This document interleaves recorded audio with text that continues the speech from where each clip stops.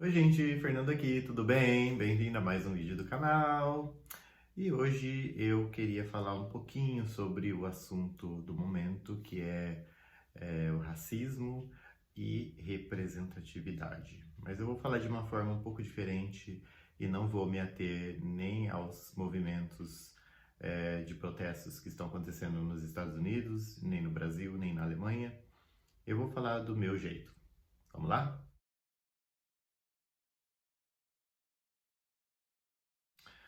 Eu lembro que quando eu era criança, eu, bem pequeno, eu me indagava e me perguntava muito, perguntava inclusive para minha mãe por que que eu não era branco, por que que eu não tinha olho azul.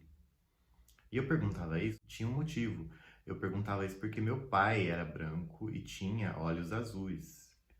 E eu queria ser igual ao meu pai. Eu não queria ser igual à minha mãe. Eu queria ser igual à figura masculina, que era o meu pai.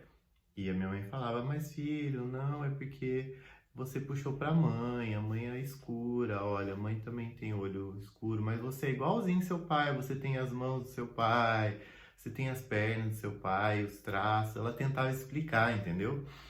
E eu ficava assim, indignado de eu não parecer com meu pai. Assim, na minha cabeça, eu não parecia com meu pai de jeito nenhum. Eu parecia só com a minha mãe. E eu queria, e eu via, eu me identificava com a minha mãe. Eu sabia que eu era parecido com a minha mãe porque eu tinha a cor da minha mãe, eu tinha os olhos da minha mãe. Mas eu não via o resto que a minha mãe via, como as mãos, os pés. E eu queria ter olhos azuis e queria ser claro igual meu pai era. E aí hoje, assim, depois com o passar do tempo a gente vai vendo por que que eu queria ser branco, por que que eu queria ter olhos claros. E a resposta tá no nosso entorno, assim, eu vivia numa sociedade, eu cresci, eu nasci numa sociedade, num mundo onde tudo era para as pessoas de pele clara e de olhos claros também. Embora o Brasil não seja um país de maioria de pessoas de pele clara, mas a mentalidade e tudo que é produzido, principalmente pela mídia, pela televisão, né? A gente consumia muita televisão naquela época, década de 80, 90, tudo que era produzido, tudo que era produzido para o imaginário e para o construto social era aquela família branca, pai, mãe, filhinho, todo mundo branco, todo mundo bonitinho, de camisetinha. Era aquele café da manhã da Xuxa, maravilhoso. Num país onde a maioria da população não tem nem sequer chance de ter um café da manhã daquele e que também não se identifica visualmente com essa foto, com esse quadro do pai, a mãe e o filho, todos brancos, de cabelos e olhos claros. Então, hoje pensando assim, é é uma crueldade ter vivido e crescido naquela época e sempre se indagando por que que eu não pareço com aquilo que me é vendido, que me é transmitido pela mídia e pela televisão. Assim, mesmo tendo vivido e sempre participado muito mais da família da minha mãe, que era de negros e pardos, do que da família do meu pai, que era de brancos, eu nunca me senti realmente assim representado, né? E é isso que eu vejo hoje claramente. No Brasil, a maioria da população é parda ou negra e ela não tem representatividade, ou então não tinha, pelo menos na época que eu nasci, na década de 80 ou 90, não existia a representatividade que hoje já começa a existir, graças a Deus.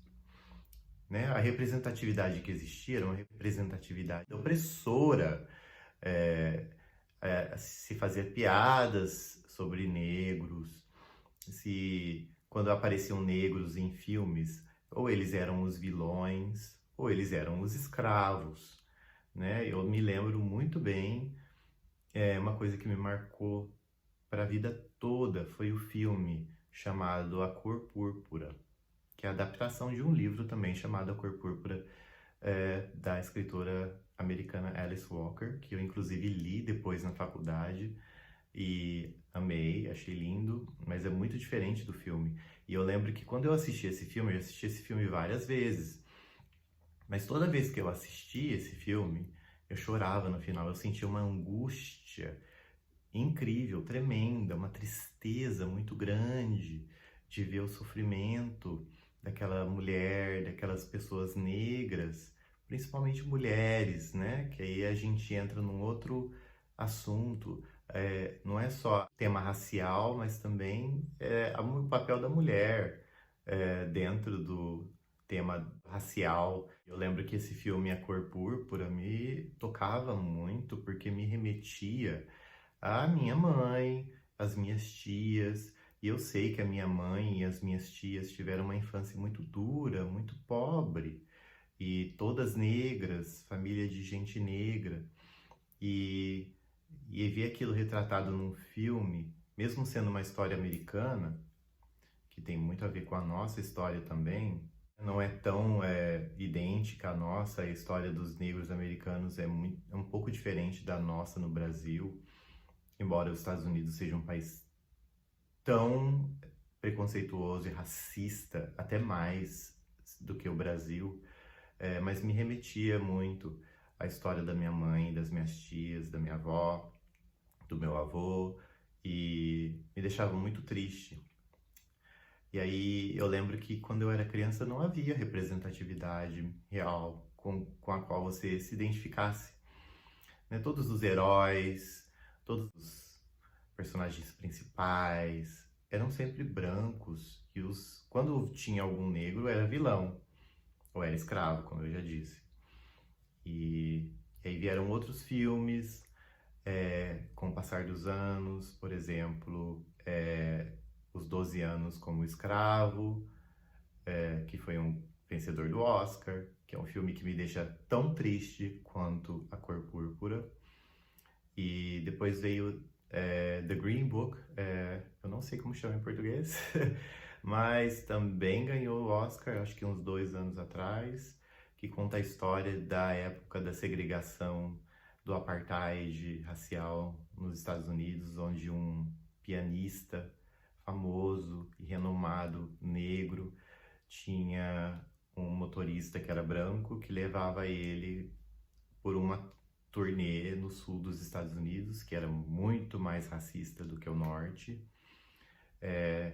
E havia lugares, ele tinha esse Green Book, esse livro verde, que tinha os lugares onde ele podia se hospedar, onde ele podia comer, porque nos Estados Unidos, até 50 anos atrás, havia lugares para negros e havia lugares para brancos, havia escolas para negros e havia escola para brancos. Então, era um apartheid institucional mesmo. E tudo isso, essa representatividade no cinema, só reforça mais e mais o lugar do negro na sociedade, que é, na verdade, a senzala, é a cozinha, né? Assim, e sempre me deixou muito triste ver, até depois que eu vim para a Europa, que eu vim para a Alemanha, de ver que geralmente uma pessoa que toma conta de banheiro, ou que limpa o banheiro, ou que trabalha na cozinha do restaurante, é negro. Os africanos, aqui tem muitos africanos, e eles sempre ocupam esses lugares na sociedade. E eu acho muito triste, assim, no século XXI, ainda a gente ser, por causa da cor da nossa pele, ser obrigado a ocupar lugares específicos. Ou seja, o racismo nunca acabou em lugar nenhum do mundo, até aqui na Europa. É assim, é claro que aqui na Alemanha eu nunca sofri preconceito por ser negro. Eu acho que aqui o preconceito tem outras vertentes. Eu acho que eu até já falei aqui em outros vídeos meus. O preconceito aqui é muito mais étnico ou então religioso. Eles têm preconceitos mil contra estrangeiros, né? A xenofobia que é muito grande. Mas o preconceito racial sempre existiu em todos os lugares do mundo.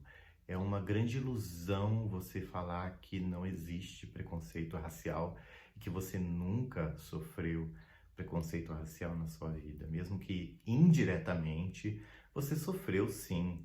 Se você tem a cor minha ou um pouquinho mais escura, é claro que você sofreu. Claro, hoje eu vejo claramente hoje que o fato é a resposta por que eu queria ser parecido com meu pai e não com a minha mãe, porque eu queria ser branco e de olhos azuis e não escuro e de olhos escuros como a minha mãe, era uma forma de preconceito, era o preconceito dentro de mim. Eu aprendi desde muito pequeno a ser preconceituoso e a ser racista comigo mesmo, comigo mesmo. Eu não aprendi a me aceitar. Eu só fui aprender isso depois de velho, aqui na Alemanha, simplesmente pelo fato de que na Alemanha eu não sou o padrão. O padrão aqui é muito claro, no significado total da palavra. As pessoas alemãs é um povo de pele clara e de olhos claros.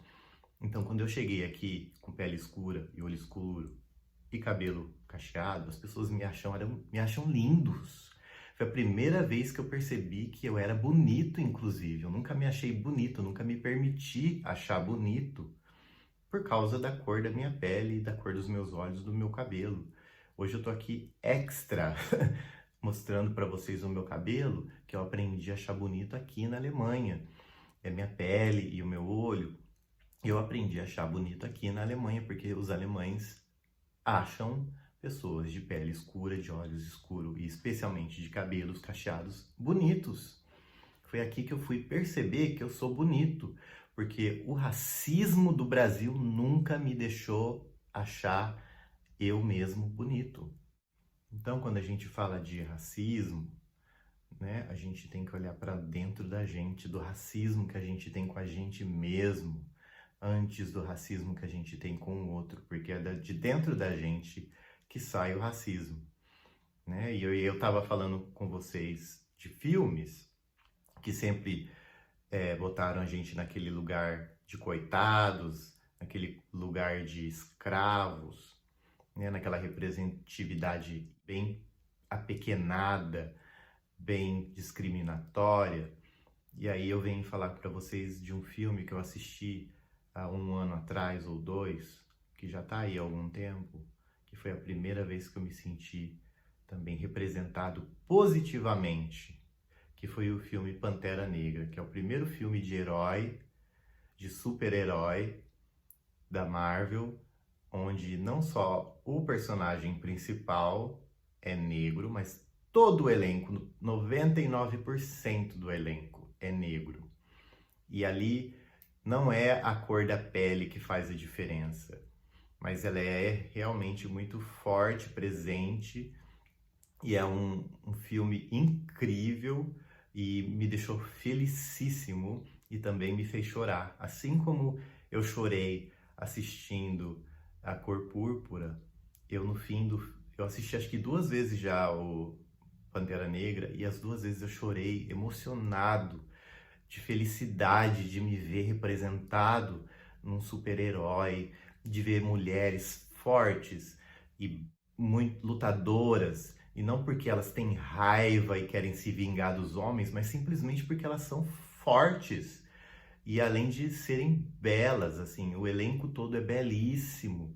Eu me senti assim fortemente representado, me senti bonito, me senti forte e assim me senti feliz por saber que as crianças da geração atual vão olhar para aquele filme e vão se sentir bonitas, vão se sentir fortes, vão se sentir capazes, vão olhar e vão ver como exemplo, vão ver que um dia eles podem ser super-heróis, que eles podem ser reis, que eles podem ser cientistas, principalmente as meninas, porque o elenco do filme é praticamente de mulheres fortíssimas que ajudam a um homem que também é muito forte e inclusive a general do reino do filme era uma mulher fortíssima e com um grupo de guerreiras maravilhosas e fortes. Então eu fico muito feliz de ver que as crianças dessa geração que está vindo agora vão ter essas personalidades, esses personagens, esses heróis como exemplo, e vão olhar para eles e se identificar e se acharem bonitos e verem que eles podem ser quem eles quiserem no futuro e que eles não vão mais precisar trabalhar na cozinha e nem tomando conta ou limpando banheiro. Bom, gente, era isso. Como vocês viram, eu não entrei no assunto do que está acontecendo nos Estados Unidos e até os desdobramentos disso pelo mundo, inclusive no Brasil, porque eu acho que tem gente demais já discutindo sobre esse assunto. O que é importante nesse momento é refletir bastante, pensar sobre si mesmo e procurar o próprio racismo dentro de si. É o primeiro passo para fazer alguma mudança e para que dias melhores venham. Muito obrigado por assistirem. Não se esqueçam de se inscrever no canal, de dar um joinha, de compartilhar o vídeo, de me seguir no Instagram e até o próximo vídeo. Tchau!